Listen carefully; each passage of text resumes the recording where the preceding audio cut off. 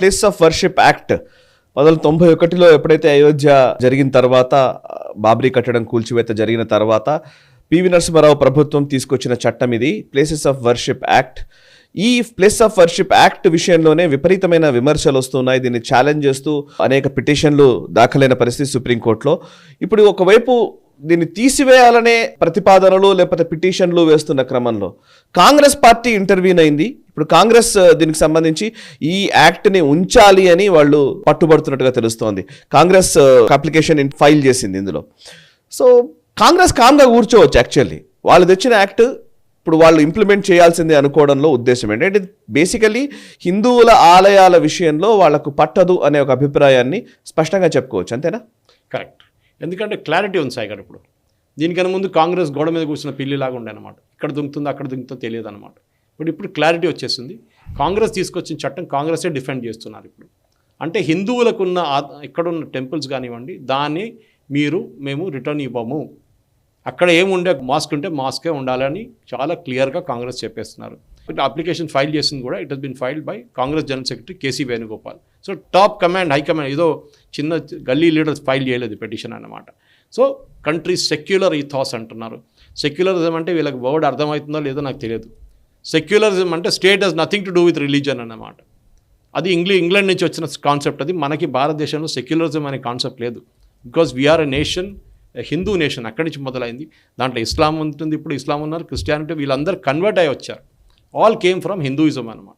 అది చాలా important. So ఈ ప్లేసెస్ ఆఫ్ వర్షిప్ యాక్ట్ మీరు చెప్పినట్టు 1991లో అది నరసింహరావు గవర్నమెంట్ తీసుకొచ్చారు. బాబ్రీ స్ట్రక్చర్ కూల్ చేసిన తర్వాత అప్పుడు జరిగిన దాంట్లో ఇంకా గొడవలు కాకూడదు ఎక్కువ అని చెప్పేసి ప్లేసెస్ ఆఫ్ వర్షిప్ యాక్ట్ తీసుకొచ్చారు. దాంట్లో పుట్టిన ప్రొవిజన్ ఏంటంటే సాయి గారు, 1947 ఆగస్ట్ 15కి ఏది ఉందో అది అట్లనే ఉండాలంటున్నారు. అక్కడ గుడి కొట్టేసి మీరు మస్జిద్ కడితే మస్జిదే ఉంటుంది. ఎందుకంటే అట్లా we should correct a historical wrong. In fact John Senton ఆయన ఒక స్టేట్మెంట్ ఉంది, those who forget history are condemned to repeat. అంటే మీరు హిస్టరీని మర్చిపోతే మళ్ళీ మీతో అదే కాబోతుంది, ఏది ముందైంది కూడా. ఎప్పుడు మర్చిపోకూడదు. అక్కడ గుడి ఉంటే దాన్ని కొట్లాడి తీసుకోవాలి లీగలీ, డెఫినెట్లీ లీగల్గా పోవాలి. ఇల్లీగల్గా వెళ్ళట్ల మీద ఎవరు చెప్పట్లేదు. సో ప్లేసెస్ ఆఫ్ వర్షిప్ యాక్ట్ని ఈ కాంగ్రెస్ వాళ్ళు ఇప్పుడు టోటల్గా సపోర్ట్ చేస్తున్నారు. దాంట్లో పార్టీలో ఇది మనం ఢిల్లీ ఎలక్షన్లో స్పెషల్లీ తీసుకురావచ్చు. ఎందుకంటే మనం చూసాం, రామ్ జన్మభూమి ప్రాణప్రతిష్ఠ జరిగినప్పుడు రామ మందిరంలో ఈ కాంగ్రెస్ లీడర్స్ ఎవరు వెళ్ళలేదు. చూసాం మనం. అందరిని ఇన్వైట్ చేశారు మోదీ గారు, సీనియర్ లీడర్ని అందరిని ఇన్వైట్ చేస్తే ఎవరు వెళ్ళలేదు. అంటే మోదీ గారు కాదు, ట్రస్ట్ వాళ్ళు ఇన్వైట్ చేశారు. సో డెఫినెట్లీ ఈ ప్లేసెస్ ఆఫ్ వర్షిప్ యాక్ట్ని వీళ్ళు కాంగ్రెస్ కావాలని చెప్పి వాళ్ళు ఆర్టికల్ 25, 26, 27, 28 అన్నీ కోట్ చేస్తున్నారు. కానీ పార్లమెంట్కి అథారిటీ ఉంది. రేపు కావాలంటే పార్లమెంట్ దీన్ని మొత్తం రివర్స్ చేయొచ్చు.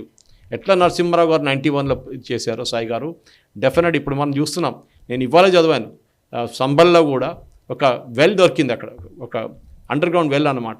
దాన్ని ఇప్పుడు తవ్వుతున్నారు. అది ఎవరు పెట్టారంటే, బాబర్ కట్టాడా, ఔరంగజేబు కట్టాడా? ముఘల్ ఎరా నుంచి ఉన్న ఒక జమా మస్జిద్ దాని దగ్గర ఉన్న ఒక సెంచరీస్ ఓల్డ్ ఒక వెల్ బావి దొరికిందన్నమాట. అది తవ్వుతున్నారు ఇప్పుడు. దాన్ని తర్వాత అక్కడ గుడి కనిపిస్తే ఏం చేస్తారు సాయి గారు? వద్దంటారా? కరెక్ట్ చేయకూడదా దాన్ని? మరి కేరళలో చూస్తున్నాం, రీక్లెయిమ్ టెంపుల్ ప్రాజెక్ట్ కింద టిప్పు సుల్తాన్ అండ్ వాళ్ళ ఫాదర్ హైదర్ అలీ 600 నుంచి 800 టెంపుల్ ధ్వంసం చేస్తారు, గుడులు ధ్వంసం చేస్తారు, విగ్రహాలని మొత్తం పలగొట్టారు. అదంతా రివర్స్ చేస్తున్నాం ఇప్పుడు. We have to reclaim our history Sai గారు. There is no other getting away from this fact. మనం అపాలజెటిక్ కాకర్లేదు దాన్ని, ఏదో జరిగింది కదా అని చెప్పేసి. డెఫినెట్లీ సంబల్ గురించి కూడా మనం మాట్లాడాము కూడా. నెహ్రూ గారు రాసిన కథ, ఆ స్టోరీ నెహ్రూ గారే అడ్మిట్ చేస్తున్నారు. కరెక్ట్, మీరు మొన్న క్లియర్గా చెప్పారు. 1924లో ఆయన చెప్పారు. అవును, 2024లో ఉన్నాం. 100 సంవత్సరాల తర్వాత హిస్టరీ మారిపోతుందా సాయి గారు? అక్కడ పృథ్వీరాజ్ చౌహాన్ ఒక గుడి కట్టారని చెప్పి నెహ్రూ గారు రాశారు లెటర్, మోహన్ దాస్ కరమ్చంద్ గాంధీ. ఇక్కడ ప్రాబ్లం ఒకటి ఉంది సార్. ఇప్పుడు నిజంగా ప్లేస్ ఆఫ్ వర్షిప్ యాక్ట్ ఉండాలి అని కాంగ్రెస్ స్టాండ్ తీసుకుంది డైరెక్ట్గానే కదా. కరెక్ట్. అంటే హిందూ ఆలయాలు కూల్చివేతలకు గురైన వాటి గురించి పట్టించుకోవాల్సిన అవసరం లేదు అని చెప్తోంది చాలా స్పష్టంగా. కరెక్ట్.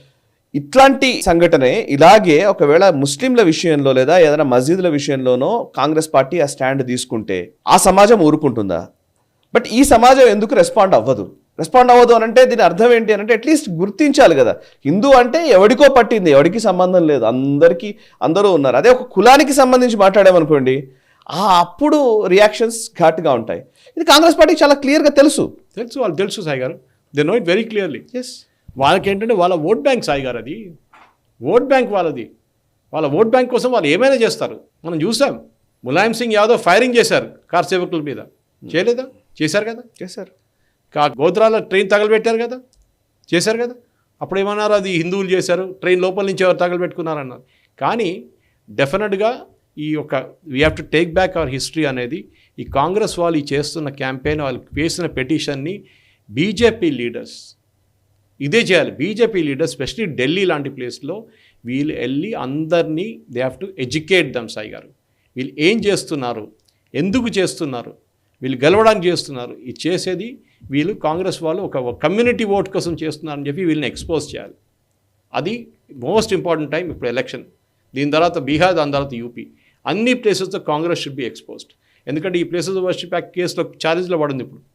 అండ్ దాన్ని కూడా ఢిల్లీ తీర్పు తీసుకురావాల్సి చెప్పి యూనియన్ గవర్నమెంట్ ప్రెషర్ పెట్టి తీసుకురావాల్సింది సాయి గారు. ఈ వీడియో మీకు నచ్చినట్టయితే లైక్ చేయండి, 10 మందికి షేర్ చేయండి. అలాగే కామెంట్ల రూపంలో మీ అభిప్రాయాలను మాతో పంచుకోండి. Nationalist hub group of channels ను సబ్స్క్రైబ్ చేసుకుని తెలుగునాట జాతీయవాద జర్నలిజాన్ని ప్రోత్సహించండి. ఈ వీడియో కింద ఉన్న బెల్ ఐకాన్ పై క్లిక్ చేయడం మర్చిపోవద్దు.